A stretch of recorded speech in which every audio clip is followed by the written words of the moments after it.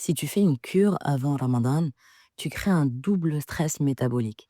D'un côté, ton corps lutte contre les toxines libérées, et de l'autre, il subit le jeûne, la baisse d'apport, le changement de rythme. C'est comme si tu demandais à un coureur de marathon de faire une séance de crossfit juste avant la course. Dans ce cas-là, en fait, tu prépares pas, tu épuises ton corps. Alors que Ramadan, c'est l'inverse. C'est l'école de la modération, de la gestion d'énergie, de la répartition de ton souffle entre le corps et le cœur. Et dans beaucoup de discours autour du bien-être, on parle de nettoyage, de vidange, de cure miracle. Ton corps n'est pas sale. Il a ni besoin d'être puni, hein, ni purgé. En médecine traditionnelle chinoise, comme dans la sagesse musulmane, on dit, il a besoin d'être honoré. Alors oui, il y a des phases de purge et de nettoyage, mais pas n'importe quand. Et surtout pas la veille de Ramadan. Quand je dis la veille, c'est le mois avant. Et le corps est une amana confiée par Allah subhanahu wa ta'ala.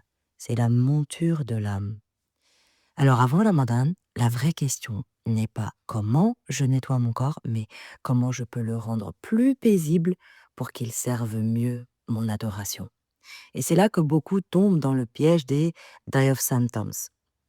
Ces symptômes de désintoxication trop fortes qui provoquent des maux de tête, des nausées, des diarrhées, un épuisement, des baisses de concentration, de la constipation. On croit purifier. Et en réalité, en fait, on surcharge les organes d'élimination. Entre autres, le foie, le rein, les intestins. Et quand Ramadan arrive, on commence déjà fatigué, irritable et vidé. Et les die of symptoms, c'est quoi exactement? Le terme vient de l'anglais die off, mourir brusquement. Ça décrit les symptômes temporaires qui sont provoqués par la mort massive en fait des micro-organismes en toi. Ok? Tu sais, ces parasites dont tu as voulu te débarrasser, des levures, des bactéries, pendant une cure antiparasitaire qui peut être très bien hein, quand elle est bien gérée à des moments justes, des rendez-vous en fait. Et surtout pas avant la patate. D'accord? Parce que oui, des cures antiparasitaires, antifongiques ou détox peuvent être très utiles quand elles sont bien faites à des bons moments. Et ça, c'est ce qu'on va voir dans l'une après l'une, Inch'Allah. Quand ces micro-organismes meurent, ils libèrent leurs toxines dans le corps. Et si ton foie, tes reins ou ton intestin ne peuvent pas les éliminer assez vite, alors ton organisme se trouve submergé. En fait, tu as stocké de la mort en toi. C'est encore pire. Résultat, tu vas ressentir des symptômes de crise de guérison. Et c'est ce qu'on appelle l'Alzheimer reaction, du nom du médecin en fait qui les a décrits pour la première fois. En clair, ton corps est en train de faire face à un trop-plein de toxines libérées d'un coup. C'est comme si tu ouvrais toutes les fenêtres d'une maison en plein nettoyage, mais que la poussière s'envolait partout avant même que tu aies eu le temps de passer le balai. Alors ton système nerveux s'emballe, ton foie se fatigue à filtrer plus qu'il ne peut, et tes reins tournent à plein régime pour éliminer. Et ton intestin, lui, il est souvent déjà sensible, il devient le premier champ de bataille. Le corps est un serviteur, pas un champ de bataille. Alors ce que tu ressens avec les die-off symptoms, c'est des manifestations de plusieurs façons. Des migraines, des maux de tête inhabituels, des nausées, des diarrhées, de la constipation aussi, des douleurs musculaires ou articulaires, un brouillard mental, une fatigue extrême, de l'irritabilité et parfois même une aggravation temporaire des symptômes que tu voulais soulager. Et tu te dis, c'est que ça marche, mon corps élimine, parce que c'est dur, Zerma, tu vois. Non, c'est pas une preuve de guérison quand tu galères, hein. C'est une preuve que ton corps ne suit plus le rythme. Alors la confusion la plus fréquente, c'est que beaucoup pensent que ces réactions sont un passage obligé vers le mieux, qu'il faut tenir bon, purger jusqu'au bout, laisser sortir les toxines. En réalité, en fait, c'est pas la toxine que tu purifies là. C'est la capacité du corps à l'éliminer en douceur, subhanallah. Et cette capacité, elle dépend du repos, de l'hydratation et de ton état nerveux. Or, pendant le Ramadan, ces trois piliers sont déjà sollicités. Ton foie, il travaille autrement, ton sommeil, il est réduit, et ton eau est rare entre les repas. Et c'est pour ça qu'une cure antiparasitaire ou une détox forte avant Ramadan peut se transformer en double peine pendant Ramadan. Ton corps nettoie, mais t'as plus de marge pour te régénérer en fait. T'es épuisé. Et le message derrière ces symptômes, les diet symptoms, ne sont donc plus à combattre, non, non, non, à écouter. Ils te disent ralentis, simplifie, apaise ton rythme pour que je retrouve ma sagesse naturelle. C'est le message de ton corps. Parce qu'il a, par nature, il sait se purifier en fait. Le jeûne, la prière, la respiration, le sommeil, tout ce- toutes ces étapes en fait sont déjà des outils de détoxification les plus puissants. T'as plus besoin de plus, t'as besoin de mieux, de douceur, de présence, de tawakkul. Tu sais, le tawakkul, c'est ce lien constant avec Allah subhanahu wa ta'ala. Et tu sais, on parle souvent de préparer son cœur avant le Ramadan, de purifier son intention, d'adoucir ses relations, de se réconcilier avec soi, avec les autres. Et ton corps, lui aussi, a besoin d'être préparé. Pas pour le forcer, pour l'accueillir. Parce que le jeûne, c'est déjà une détox d'Allah subhanahu wa ta'ala. Allah a placé dans le Ramadan un rythme qui guérit. Le corps se régénère, le système digestif se repose, les cellules se réparent. Ce que beaucoup oublient, c'est que vouloir détoxifier le corps avant le jeûne, c'est souvent lui demander 2 fois le même effort. Et cette fois-ci, dans la sagesse d'Allah et du calendrier Allah, j'ai envie que dans l'une après l'une, dans le calendrier hégirien, Inch'Allah, avant Ramadan, ton objectif n'est plus de purger ton corps, c'est de l'apaiser pour qu'il t'accompagne avec force et douceur pendant ce mois béni, bi'idhnillah ta'ala. On va le faire ensemble. Le jeûne, c'est la plus subtile des détox. C'est une sagesse d'Allah subhanahu wa ta'ala qui est millimétrée. Et quand tu jeûnes, ton corps entre dans une mode d'autophagie. D'accord? Il recycle des cellules abîmées, il nettoie ce qui l'encombre. C'est une détox graduelle, douce et intelligente. Alors comment tu peux te préparer sans t'épuiser à Ramadan?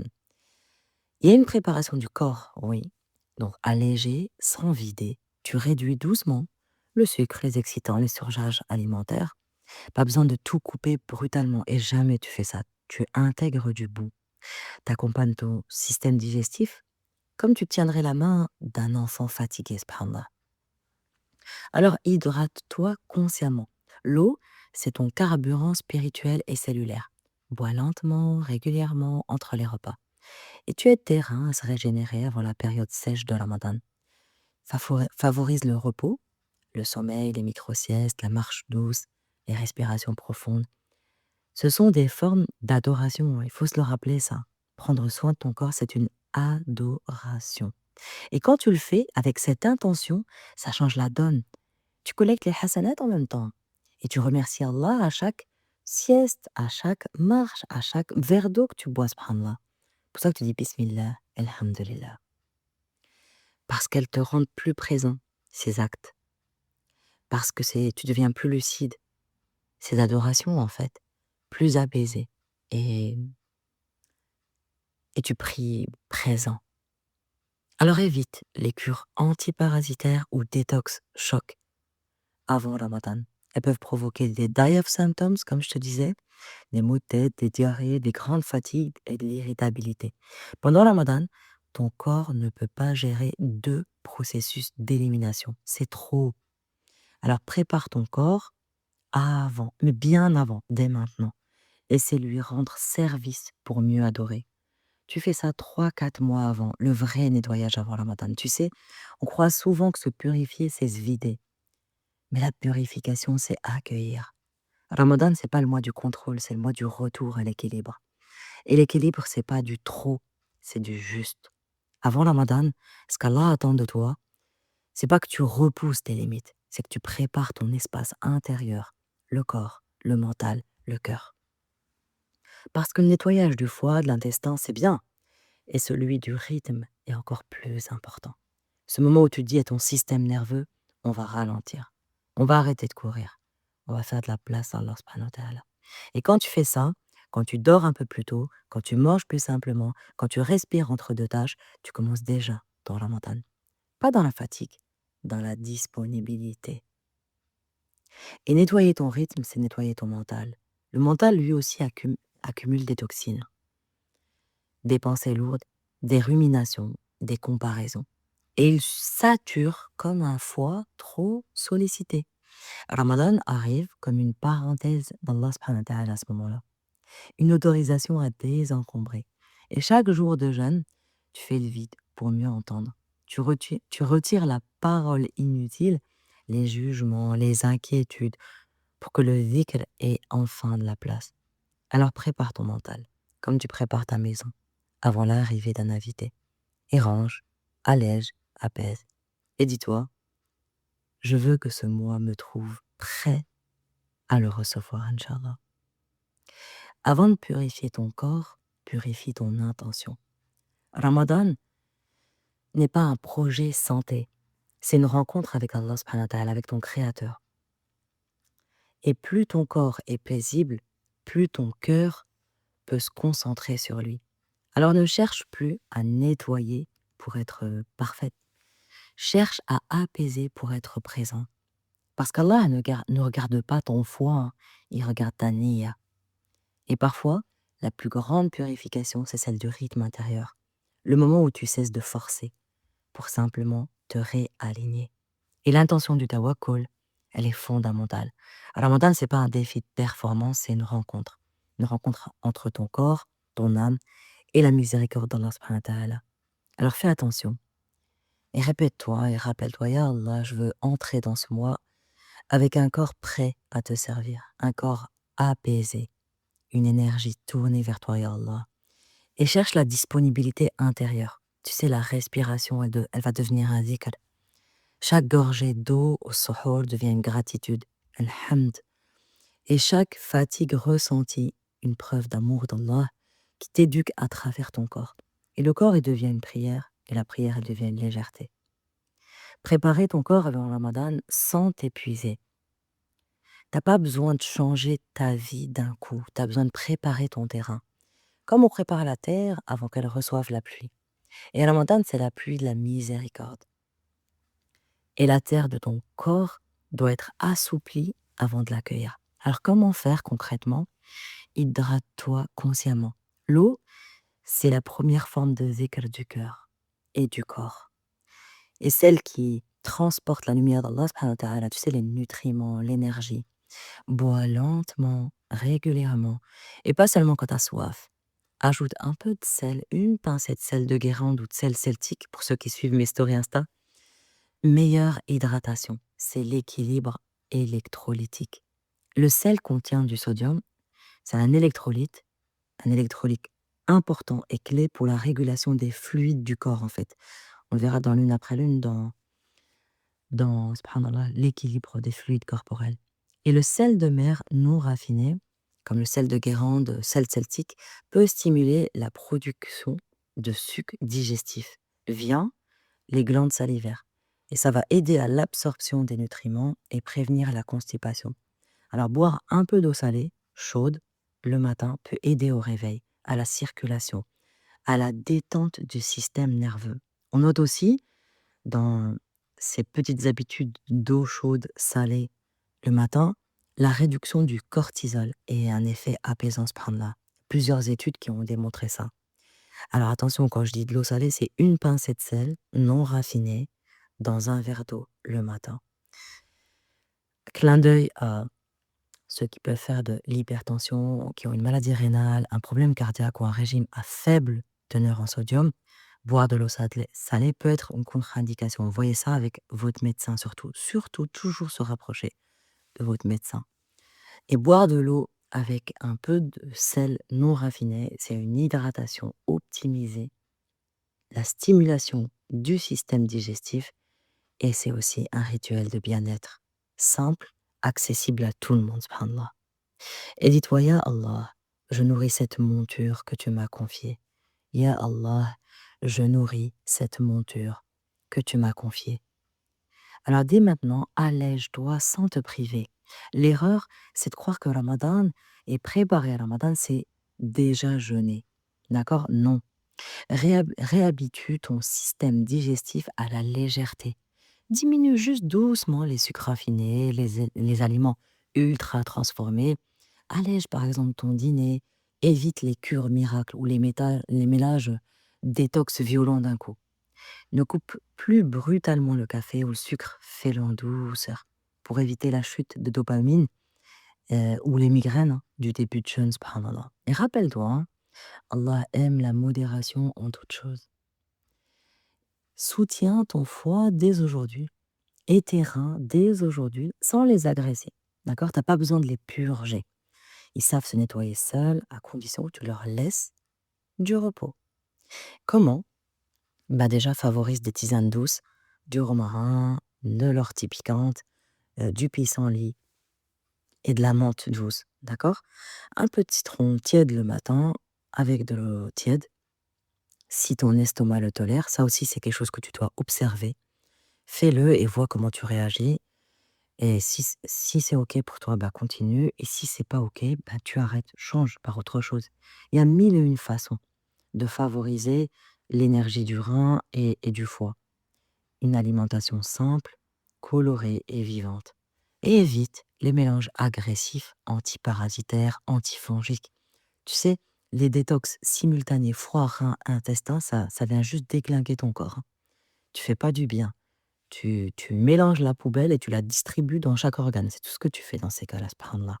Et ça, on se dit, allez, je vais nettoyer d'un coup, karcher. Attends, tu fais plus de mal que de bien dans ces cas-là. Garde tes microbes, s'il te plaît. Garde tes parasites, c'est mieux que de les distribuer dans tout le corps. Et les cures longues, juste avant le jeûne, ça peut épuiser. Donc, je vais vous apprendre, Inch'Allah, à faire ça step by step, petit à petit. Apprendre pendant le Ramadan, en fait, il faut comprendre que ton foie travaille déjà à fond pour gérer l'alternance jeûne-repas. Et ce qui est important et fondamental, c'est de le reposer avant le marathon spirituel, d'accord? Parce que le sommeil, c'est une adoration cachée. Et c'est là que ton système nerveux se régénère et que ton foie détoxifie et que ton esprit se rend au centre, d'accord? Diminue les écrans le soir, adopte des rituels calmes, de l'eau chaude, de la respiration, du zikr doux avant de dormir. Et prépare ton système nerveux à la sérénité des nuits de prière. Parce que la fatigue avant Ramadan, c'est souvent le corps qui dit j'ai, j'ai pas peur du jeûne en fait. J'ai peur de pas être entendu dans ma fatigue. Alors épure dès maintenant, 3 mois avant Ramadan, ton rythme intérieur. Avant même de parler d'alimentation, observe ton rythme mental. Est-ce que tu es dans une course du je dois tout préparer ou est-ce que tu es dans la paix de je me prépare intérieurement? Ramadan ne s'anticipe pas dans l'agitation, il s'anticipe dans le silence. Comment ralentir tes journées? Délègue, simplifie, allège ton agenda et laisse des espaces pour le vide, pour le zikr, pour le souffle. Parce qu'un corps détendu accueille mieux et fait de ta préparation un acte d'adoration. Chaque pas vers le calme, c'est un pas vers Allah subhanahu wa ta'ala. Et chaque respiration lente, c'est un zikr silencieux. Chaque verre d'eau, chaque repas simple, chaque moment de repos, c'est une intention. Je prends soin de ce corps pour qu'il puisse mieux t'adorer à Allah. Et c'est ça la préparation spirituelle du corps. C'est pas la performance, pas la peur de mal faire. C'est la conscience de bien vivre ce qui vient. D'accord? Le corps comme lieu de rencontre avec Allah. Alors ferme les yeux et ressens ton souffle. Chaque inspiration t'ancre un peu plus dans le moment. Chaque expiration t'allège de ce qui t'encombre. Ressens ton corps, là, maintenant, là, au moment où je te parle. Pas pour te juger, pour le remercier. Il a porté tes prières, il a jeûné quand ton esprit voulait fuir. Il a pleuré avec toi dans les prosternations silencieuses. Et malgré la fatigue, il t'a toujours ramené à Allah subhanahu wa ta'ala. Alors préparer ton corps avant le Ramadan, c'est pas une question de performance, c'est une question d'amour. L'amour de cette monture qu'Allah t'a confiée, pour qu'elle t'emmène jusqu'à lui. C'est apprendre à ralentir avant le mois de la lumière, à te réconcilier avant ton rythme, à comprendre que la baraka ne descend pas dans le corps agité, mais dans le corps disponible. Alors maintenant, Respire profondément. Inspire par le nez. Retiens une seconde et expire doucement. Et dis intérieurement, Ya Allah, fais de mon corps un espace de paix. Fais de mon souffle un rappel constant vers toi, Ya Allah. Et fais de mon jeûne un voyage vers la lumière et pas une lutte contre moi-même. Et si cette année, tu faisais du Ramadan non pas une course, mais un rendez-vous d'amour avec Allah subhanahu wa ta'ala, prépare ton corps avec douceur et ton cœur avec gratitude. Parce que ce que tu apprêtes et ce que tu t'apprêtes à vivre, c'est plus qu'un mois, c'est un retour. Un retour vers Allah, vers toi, vers l'équilibre originel. Qu'Allah t'accorde un Ramadan léger, plein de sakina, de sérénité, un corps apaisé au service d'un cœur présent. Amin, Amin ya Allah, Amin ya Rab. Et rappelle-toi surtout que celui qui ménage sa monture arrive plus loin. Ramadan, c'est pas une course de vitesse, c'est une marche vers la lumière d'Allah subhanahu wa ta'ala. Alors prépare-toi avec douceur, avec science, avec foi, et apaise ton corps pour qu'il t'aide à t'élever. Qu'Allah t'accorde un Ramadan plein de séquina, de santé et de lumière intérieure. Amin ya Rab. Et rappelle-toi surtout que tu es bien plus et que tu vaux bien plus que ce que tu fais et ce que tu montres.